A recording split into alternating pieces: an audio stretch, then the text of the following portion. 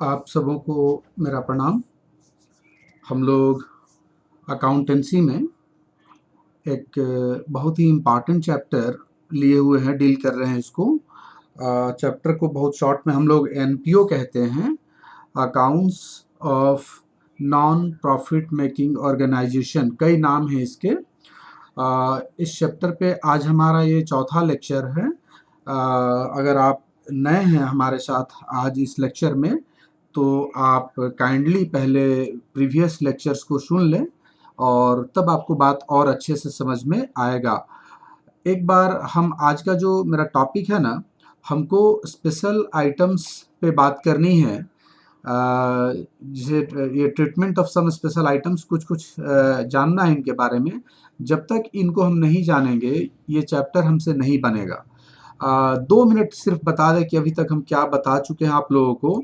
तो जैसे कि डे 1 में हम आप लोगों को बतलाए थे सबसे पहले कि क्या देगा हम लोगों को इस चैप्टर में, और फिर उसके आधार पे हम लोगों को क्या काम करना है ये जानना बहुत ज़रूरी है। नहीं जानिएगा चैप्टर नहीं समझ में आएगा।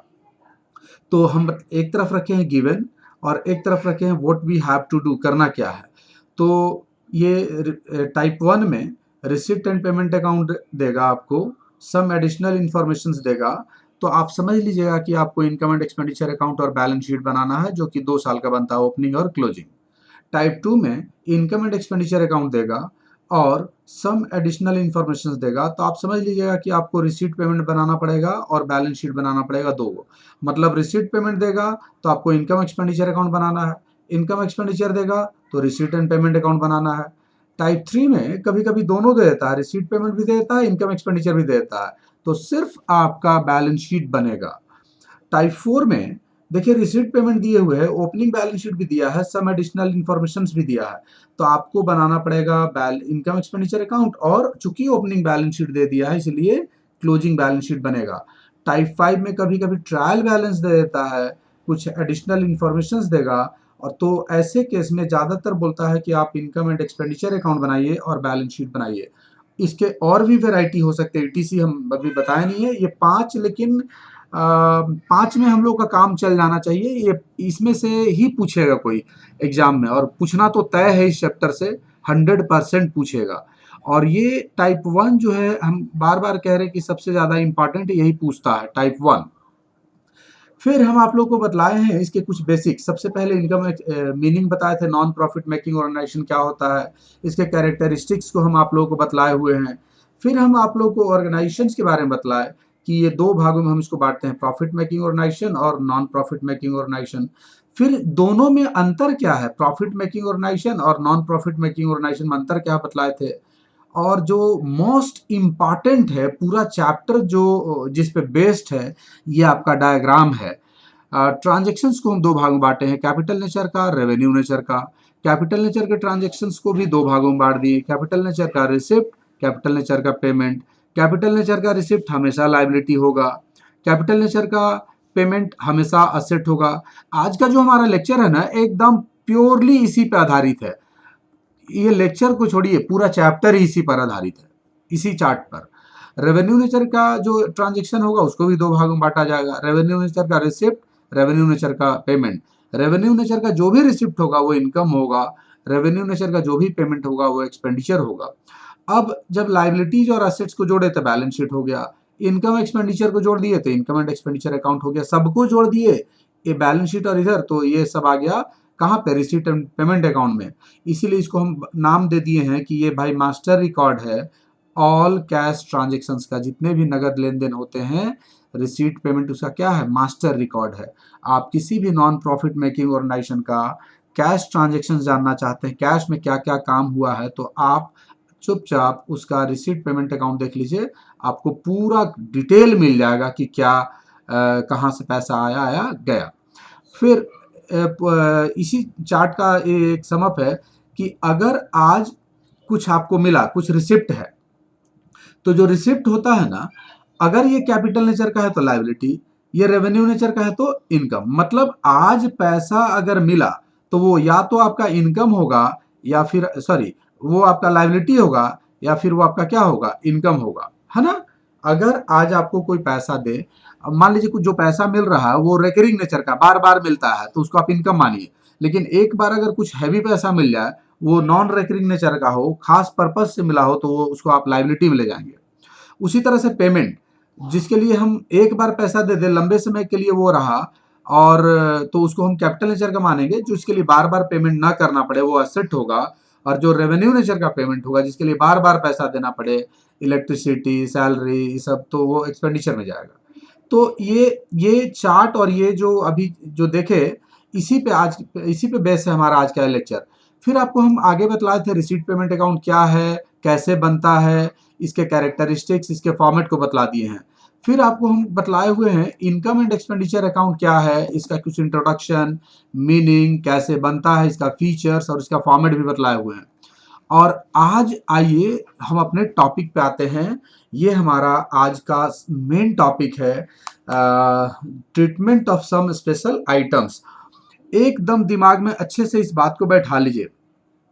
अगर ये जो आपको अभी 8-9 आइटम दिख रहा है, 9 आइटम, इतना ही नहीं है और भी है, लेकिन ये मेन है। अगर ये 9 आइटम्स का ट्रीटमेंट आप 9 को अच्छे से नहीं समझिएगा तो इस चैप्टर को तो नहीं बना पाइएगा, आप एक लाइन में नहीं बना पाइएगा। आप इनको बगैर जाने, बिना जाने इस चैप्टर का एक क्वेश्चन भी नहीं बना सकते हैं। इसीलिए आराम से एक एक को हम लोग सावधानी से देखेंगे, समझेंगे, है ना। जैसे कि सबसे पहले आपका बोलता है ट्रीटमेंट जानना है कि कहाँ क्या जाएगा, एडमिशन फ़ी के बारे में जानना है जिसका दूसरा नाम एंट्रेंस फ़ी है, मेंबरशिप फ़ी है, डोनेशन के बारे में जानना है, लाइफ मेंबरशिप फ़ी क्या है, लीगेसी क्या है, सब्सक्रिप्शन क्या है, how to prepare any expenses account बनाने जानना पड़ेगा, treatment of any fund and expenses related to the fund, मतलब कोई फंड मिला आपको तो उस फंड का ट्रीटमेंट जानना पड़ेगा, उससे रिलेटेड जो खर्च हुआ उसको जानना पड़ेगा, calculation of amount of investment with the help of given interest rate. कभी कभी ना इन्वेस्टमेंट का अमाउंट मिसिंग रहता है और इंटरेस्ट का जो रेट दिया है उसकी सहायता से हम इसको कैलकुलेट करते हैं, फिर वो कहाँ कहाँ जाएगा इसका इलाज जानना पड़ेगा। फिर हमको जानना पड़ेगा ओपनिंग बैलेंस शीट के बारे में थोड़ा सा। तो ये एक दिन में खत्म नहीं होगा, समय लगेगा। तो आज हम देखते हैं कहाँ तक हम लोग चल पाते हैं, क्योंकि लंबा लेक्चर आप लोग सुनना भी नहीं चाहते हैं ना। 3 घंटा का पिक्चर देख लीजिएगा, लेकिन आपको अगर कोई आधा घंटा 1 घंटा पढ़ाने लगे ना तो आप लोग को पता नहीं क्या हो जाता है। एनीवे लाइफ सबका अपना अपना है, लाइफ में क्या इंपॉर्टेंस है आप डिसाइड कीजिए, है ना। देखिए देखते हैं हम लोग क्या क्या आज कर पाते हैं। तो सबसे पहला हम लोग देखते हैं एडमिशन फ़ी, एंट्रेंस फ़ी या मेंबरशिप फ़ी। तो आइए सबसे पहला स्टार्ट करें, एडमिशन फ़ी, एंट्रेंस फ़ी या मेंबरशिप फ़ी। ये क्वेश्चन में आपको देगा, तो सबसे पहले जान लीजिए कि आखिर ये है क्या चीज़, है ना। मीनिंग एकदम एक एक लाइन में, एडमिशन फ़ी या एंट्रेंस फ़ी या membership fee is the amount, कह रहा ना कि रुपया है, अमाउंट है, दैट अ पर्सन पेज, जो कि एक व्यक्ति भुगतान करता है at the time of becoming a member of an organisation.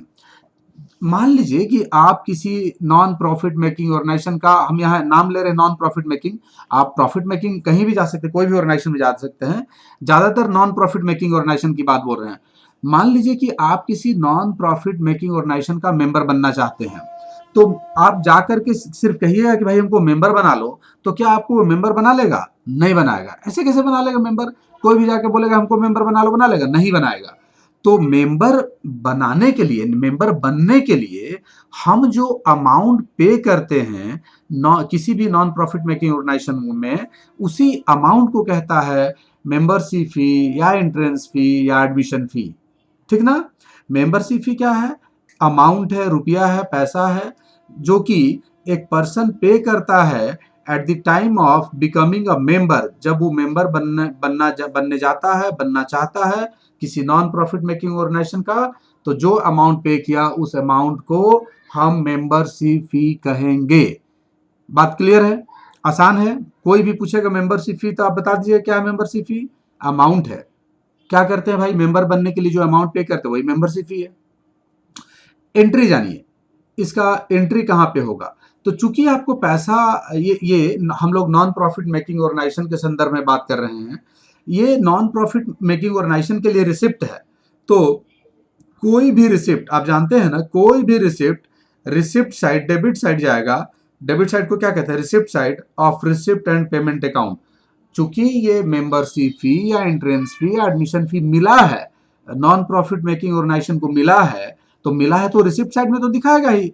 तो कहा जाएगा एंट्री पहला एंट्री कहाँ होगा? Debit side of receipt payment account, मतलब रिसिप्ट साइड।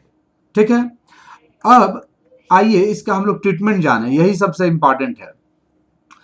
कहता है ना, दो केस है, केस 1, केस 2।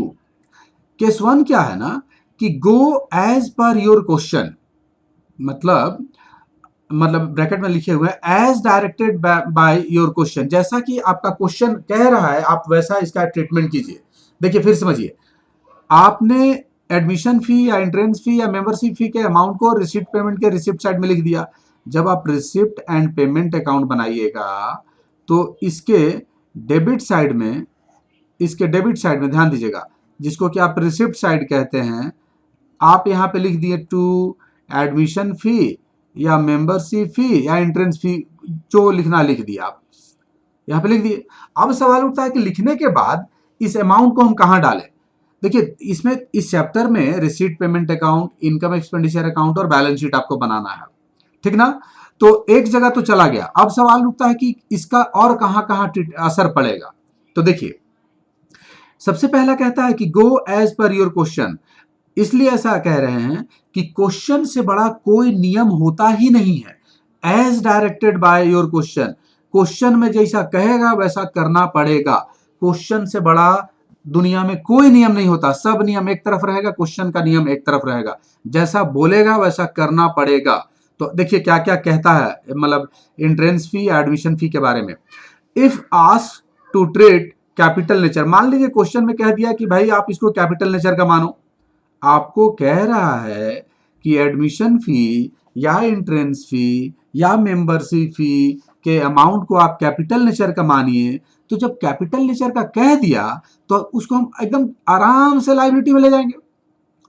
दूसरा कहता है कि आप उसको रेवेन्यू नेचर का मानिए, क्वेश्चन में कह रहा तो आप आराम से इनकम में ले जाइए, क्योंकि अभी अभी बतलाए हुए हैं कि जो रिसिप्ट होता है, ये देखिए अभी आप लोगों को बतला रहे थे ना बेसिक में, ये वाला जो रिसिप्ट होता है अगर वो कैपिटल नेचर का है तो लायबिलिटी, रेवेन्यू नेचर का है तो इनकम, बतलाए हुए है ना। ये चार्ट, ये पूरा चार्ट याद कीजिए। रिसिप्ट जो रिसिप्ट होगा कैपिटल, रेवेन्यू नेचर का रिसिप्ट इनकम, कैपिटल नेचर का रिसिप्ट लायबिलिटी। तो इसी चीज को हम यहाँ पे कह रहे हैं कि अगर कह रहा है कि भाई कैपिटल नेचर का है ये रिसिप्ट तो लायबिलिटी में ले जाइए, रेवेन्यू नेचर का है तो कहाँ ले जाइए? इनकम में। Sometimes certain percentage is given regarding capital nature और रेवेन्यू नेचर, मतलब कभी कभी क्वेश्चन में ना, मान लीजिए इसको भी हम एग्जांपल से समझाते हैं। मान लीजिए आपको 1 लाख रुपया मिला, छोटा अमाउंट लेते हैं, 1 लाख रुपया का एंट्रेंस फी मिला है, और क्वेश्चन में कह रहा ना कि भाई उसके 40% को आप कैपिटल नेचर का मान लीजिए। तो 1 लाख का 40% 40,000 रुपया हुआ, और कह रहा है कि कैपिटल नेचर का मानिए, तो कैपिटल नेचर का बोल रहा था लायबिलिटी में ले जाएंगे 40,000 रुपया, बचा कितना? 60,000 रुपया। तो 60,000 रुपया को इनकम में डाल देंगे, है ना। अभी हम एग्जाम्पल समझा रहे हैं, बता रहे हैं। और case 2, if our question is silent, देखिए केस 1 था कि क्वेश्चन में जैसा बोला वैसा किए। केस 2 क्या है कि मान लीजिए क्वेश्चन साइलेंट है, क्वेश्चन में कुछ बोला ही नहीं है ना, जस्ट आपको खाली ये फिगर दिख रहा है, ऐसा ये दिख रहा है और कुछ क्वेश्चन में नहीं बोला है, एडिशनल इन्फॉर्मेशन में कहीं कोई इन्फॉर्मेशन नहीं है। ये सब आपको एडिशनल इन्फॉर्मेशन में बताएगा क्वेश्चन के नीचे, तब बोल दिया तब तो कोई इशू नहीं है। लेकिन अगर क्वेश्चन साइलेंट है तो हम क्या करें? तो कहता है ना कि आप उसको रेवेन्यू नेचर का मानिए, एडमिशन फी के अमाउंट को रेवेन्यू नेचर का मानिए, और आप उसको इनकम साइड ले जाइए। किसका? इनकम एंड एक्सपेंडिचर अकाउंट का, ठीक ना। जैसे देखिए एक दो एग्जांपल समझाने का प्रयास करते हैं। हम एक क्वेश्चन लेते हैं ना, जैसे कि मान लीजिए आपको रिसीट पेमेंट अकाउंट में ये आपको दे दिया यहाँ पे टू एडमिशन फी या एंट्रेंस फी, जो कहे, मान लीजिए लिखता है एंट्रेंस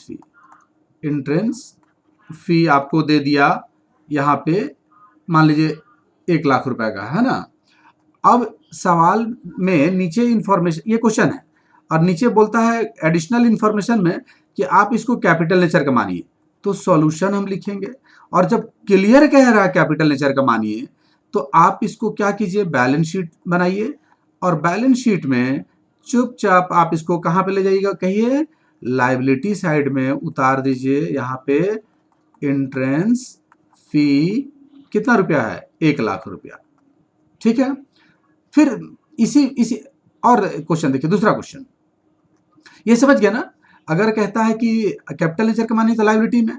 एक और क्वेश्चन देखिए, एक और क्वेश्चन देखिए, रिसीट पेमेंट दिए हुए है, आपको कह रहा है भाई कि एंट्रेंस फी आपको मिला है, जो एंट्रेंस फी मिला है वो मान लीजिए 4 लाख रुपए का मिला है, और नीचे इंफॉर्मेशन में कहता है कि भाई आप इसको एडिशनल इंफॉर्मेशन में बोला कि रेवेन्यू नेचर का मानिए। तो रेवेन्यू नेचर का मानिए जब बोल ही दिया है, तो आप इसको चुपचाप कहाँ ले जाएंगे, इनकम एंड एक्सपेंडिचर अकाउंट के कौन साइड में, इनकम साइड में। ध्यान दीजिए कौन साइड में, इनकम साइड में आप लिखिए, क्या चीज लिखेंगे, बाय एंट्रेंस फी 4 लाख रुपया। क्लियर है, चूंकि रेवेन्यू नेचर का मानने बोला है। और एक क्वेश्चन देखिए, कह रहा है रिसीट पेमेंट दिए हुए आपको, और रिसीट पेमेंट राइटिंग पे मत जाइए और समझने का प्रयास कीजिए। रिसीट पेमेंट दिए हुए है, और रिसीट पेमेंट में आपको टू एंट्रेंस फी मिला, एंट्रेंस फी मिला है आपको मान लीजिए 2 लाख रुपए का, और नीचे कहता है ना ये 2 लाख रुपए का मिला, एडिशनल इंफॉर्मेशन में कहता है कि भाई 40% जो है इसको आप कैपिटल नेचर का मान लीजिए, 40% को। तो हम सॉल्यूशन बनाएंगे, ध्यान दीजिएगा। और ऐसे केस में कैपिटल नेचर का मानने बोला, तब तो बैलेंस शीट में जाएगा ही, जाएगा ना। बैलेंस शीट में कैपिटल नेचर ले आइए, कहाँ पे ले आइएगा, बोलिए लाइबिलिटी में ले आएंगे, है ना। क्या लिखेंगे, यहाँ पे लिख दीजिए एंट्रेंस फी 2 लाख का 40%, 2 लाख रुपए का 40%, यहाँ पे आ गया 80,000 रुपये, यहाँ आ गया, बचा कितना आपका, 1,20,000 रुपये बचा। तो 1,20,000 रुपये आपका कहाँ चला जाएगा, इनकम एंड एक्सपेंडिचर अकाउंट के इनकम साइड में चला आएगा, है ना। कौन साइड में, इनकम साइड में। क्या लिखेंगे, bye entrance fee, entrance fee. और आपका जैसे कि टोटल 2 लाख रुपए है ना, तो 2 लाख रुपए का 60% यहाँ पे आ जाएगा आपका। 40% जब कैपिटल नेचर का हुआ तो 1,20,000 रुपये आप यहाँ पे लिख दीजिए, ठीक है। तो ये तीनों केस क्लियर हो गया आपका। देखिए 3 केस था आपका, यहाँ पे ये था ना कैपिटल नेचर वाला लायबिलिटी में, रेवेन्यू नेचर वाला इनकम में, कुछ परसेंटेज दे दिया, तो परसेंटेज जैसे कहेगा वैसे बांट देंगे। अगर क्वेश्चन साइलेंट है, केस 2 देखिए, तो कह रहा रेवेन्यू नेचर का मान के इनकम में ले जाइए। जैसे कि चौथा क्वेश्चन में, मान लीजिए एक चौथा क्वेश्चन है, आपको रिसीट पेमेंट दिया, और रिसीट पेमेंट में आपको दिए हुए है एंट्रेंस फी, रिसिप्ट साइड में एंट्रेंस फी दिए हुए है, मान लीजिए 50,000 रुपये दिए हुए है, और क्वेश्चन में कोई एडिशनल इंफॉर्मेशन नहीं है, कुछ नहीं है कहीं पे। तो हमको करना क्या है, सॉल्यूशन लिखेंगे। आप इसको इनकम एंड एक्सपेंडिचर अकाउंट बनाइए, और इनकम एंड एक्सपेंडिचर अकाउंट के इनकम साइड में, ध्यान दीजिएगा कौन साइड में, इनकम साइड में आप इसको लिख दें, यहाँ पे इनकम साइड में क्या लिख दीजिएगा, बाय एंट्रेंस फी, और कितना लिख दीजिएगा, 50,000 रुपया लिख दीजिएगा। क्योंकि क्वेश्चन साइलेंट है, साइलेंट रहने, कुछ एडिशनल इंफॉर्मेशन नहीं है, तो साइलेंट रहने पे ना, देखिए हम तो बताए ही हैं आपको क्या मानना है, आपको साइलेंट रहने पे रेवेन्यू नेचर का मान के इनकम साइड में ले जाना है। तो उम्मीद है कि ये आपको एडमिशन फी, एंट्रेंस फी या मेंबरशिप फी का मामला जो क्लियर हो गया होगा। अगर डाउट है तो फिर से प्ले करके देखिएगा, फिर भी डाउट हो तो मेरा नंबर आपके पास है, कॉल कीजिएगा, है ना। एकदम समझा के रहेंगे, है ना, कोई चिंता की बात नहीं है। आइए, एडमिशन फी, एंट्रेंस फी के बाद दूसरा आइटम देखते हैं। दूसरा आइटम है डोनेशन, है ना। आइए डोनेशन की ओर चले हम लोग। चलिए डोनेशन को देखते हैं। सबसे पहले जानने का प्रयास करेंगे कि डोनेशन होता क्या है। कोई पूछ दे कि डोनेशन के बारे में एक लाइन कहिए, तो क्या हम कहेंगे? The donation is the amount. Donation क्या है भाई? अमाउंट है, given to the organisation by supporters and well wishers. ये जो आपका नॉन प्रॉफिट मेकिंग ऑर्गेनाइजेशन है, जो भी ऑर्गेनाइजेशन है, तो जो उसके सपोर्टर होते हैं, जो उसके सपोर्ट में खड़े होते हैं, जो वेल विशर होते हैं कि चाहते हैं कि वो उस तरह का अच्छा काम कर रहा है और आगे अच्छा काम करे। समझ रहे हैं ना? सपोर्टर, सपोर्ट करने वाले, वेल विशर जो और चाहते हैं कि हाँ उसका अच्छा हो, भला हो। तो ये जो सपोर्टर और वेल विशर हैं नॉन प्रॉफिट मेकिंग ऑर्गेनाइजेशन के, ये जो अमाउंट पे करते हैं ना, उसी अमाउंट को हम क्या कहते हैं? Donation. Donation is the amount given to the organization, non-profit making organization, by supporter and well wishers। ठीक है, एकदम आसान है। जो जो नॉन प्रॉफिट मेकिंग ऑर्गेनाइजेशन के सपोर्टर्स हैं, जो वेल विशर्स हैं, इनके द्वारा दी जाने वाली राशि को हम डोनेशन कहेंगे।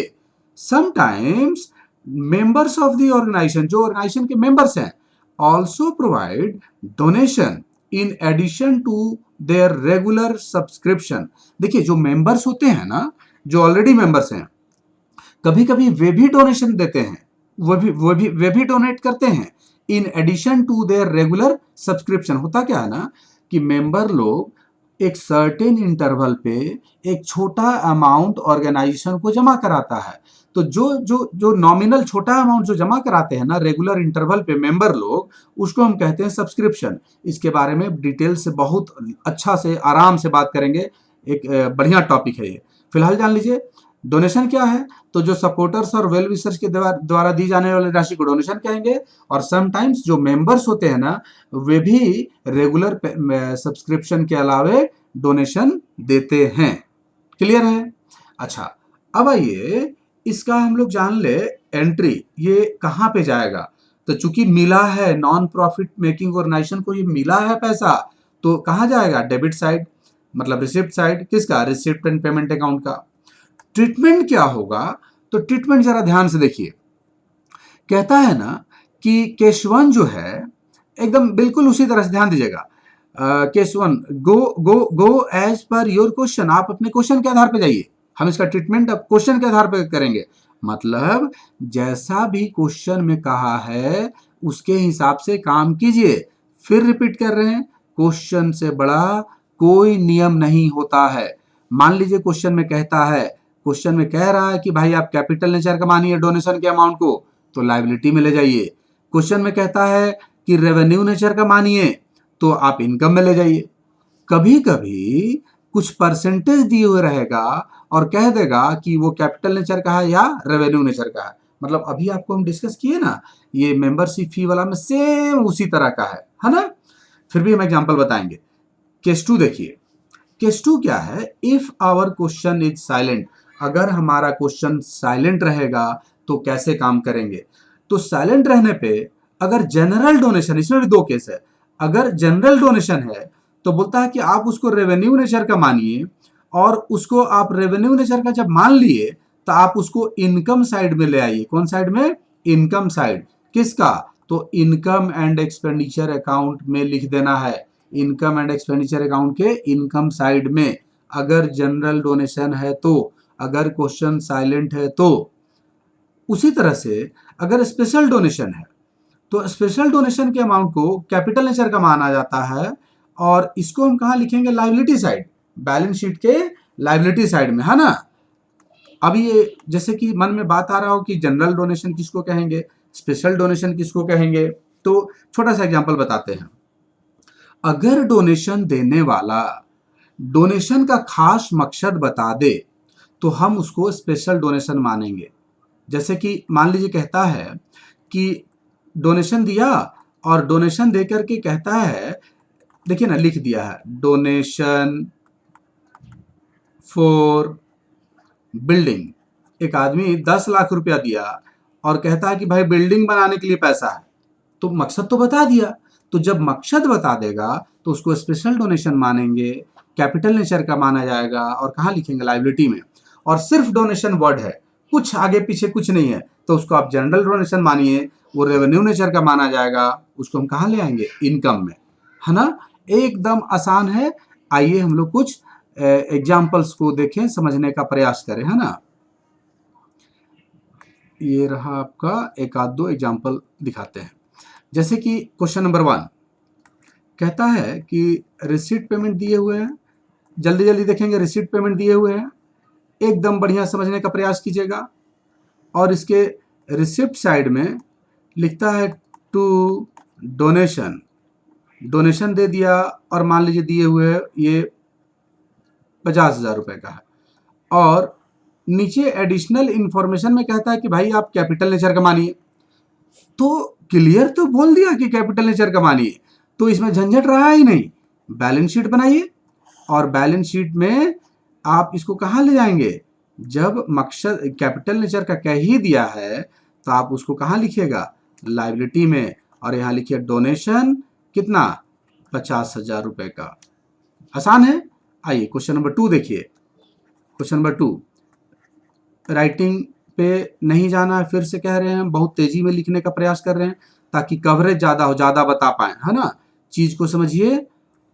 यहाँ पे आपको फिर से मिला रिसिप्ट साइड में डोनेशन, डोनेशन कहता है 40,000 रुपये का है, और कहता क्या है ना कि भाई आप इसको रेवेन्यू नेचर का मानिए।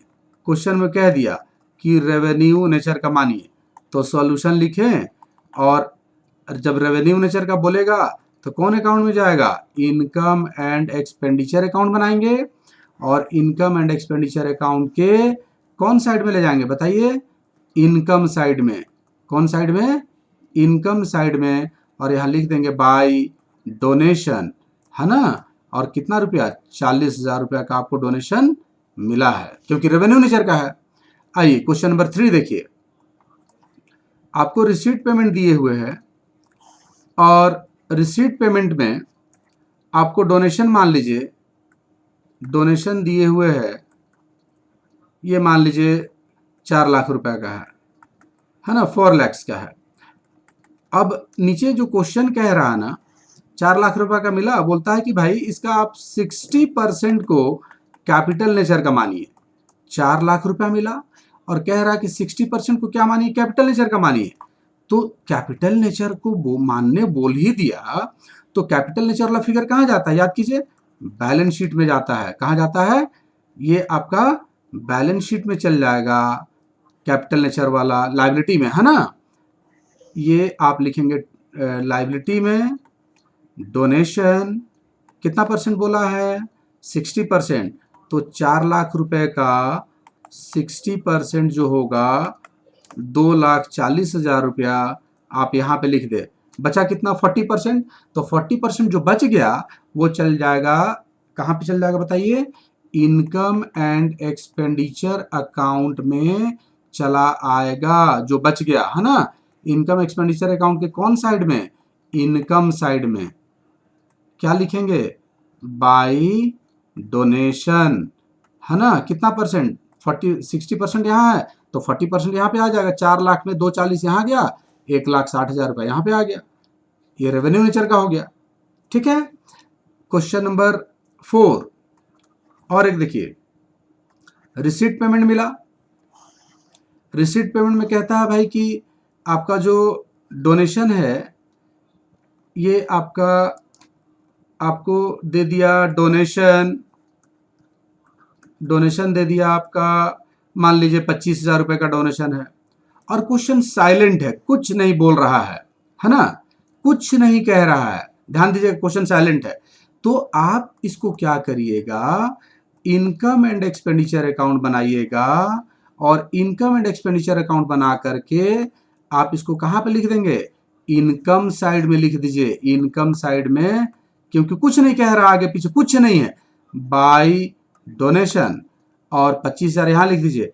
अगर एग्जामिनर को खुश करना है तो यहाँ एक स्टार लगाइए, और नीचे लिख दीजिए। स्टार का मतलब क्या है कि हम इसको भाई रेवेन्यू नेचर का माने हैं, मास्टर खुश हो जाएगा कॉपी काटने वाला, है ना। और देखिए और एक क्वेश्चन बतलाते हैं, 5 क्वेश्चन डोनेशन पे बतलाते हैं। रिसीट पेमेंट दिए हुए हैं और रिसीट पेमेंट में आपको रिसिप्ट साइड में टू डोनेशन मिला। ध्यान दीजिएगा, ये आपको मिल रहा है टू डोनेशन, ध्यान दीजिएगा, फॉर बिल्डिंग। डोनेशन दिया और कह दिया बिल्डिंग के लिए है 5 लाख रुपीज, और क्वेश्चन में कहीं कुछ नहीं है। तो मकसद तो बता दिया ना, तो मकसद जब बता दिया तो आपका कहाँ जाएगा, ये चला जाएगा बैलेंस शीट के लायबिलिटी में, है ना। क्यों जाएगा बैलेंस शीट के लायबिलिटी में, क्योंकि मकसद बताए हुए हैं, यहां लिखेंगे donation for building 5 lakh rupees का। तो ये आपको 5 क्वेश्चन बताए हम डोनेशन पे, है ना। 4 क्वेश्चन बताए हैं आपको रिसीट पेमेंट, ये क्या चीज पे आपका था, एडमिशन फी या एंट्रेंस फी पे, है ना। तो हम इससे इससे ज्यादा नहीं होता है, इससे ज्यादा नहीं हो सकता है ना। हो भी सकता है तो मतलब आप लोगों के लिए नहीं है, इसके इसी के दायरे में रहकर क्वेश्चन पूछेगा आपसे, ठीक है। अब आइए स्पेशल आइटम वापस एक बार, और अगला आइटम देखिए, आपका नेक्स्ट आइटम है लाइफ मेंबरशिप फी। आइए हम लोग समझें लाइफ मेंबरशिप फी क्या है। ये रहा आपका लाइफ मेंबरशिप फी। तो सबसे पहले हमसे कोई पूछेगा, मान लीजिए आपका हम वाइवा लेंगे, तो हम पूछेंगे भाई लाइफ मेंबरशिप फी के बारे में एक लाइन बोलिए। तो आप क्या बोलिएगा, ध्यान से समझिए।